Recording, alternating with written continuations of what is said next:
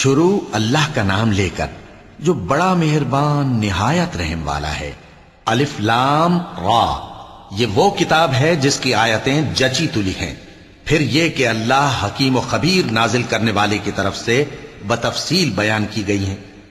اس کا پیغام یہ ہے کہ اللہ کے سوا کسی کی عبادت نہ کرو، اور میں اس کی طرف سے تم کو ڈر سنانے والا اور خوشخبری دینے والا ہوں، اور یہ کہ اپنے پروردگار سے بخشش مانگو اور اس کے آگے توبہ کرو، وہ تم کو ایک وقت مقرر تک متاع نیک سے بہرہ مند کرے گا اور ہر لائق فضیلت کو اس کی فضیلت دے گا، اور اگر روگردانی کرو گے تو مجھے تمہارے بارے میں قیامت کے بڑے دن کے عذاب کا ڈر ہے۔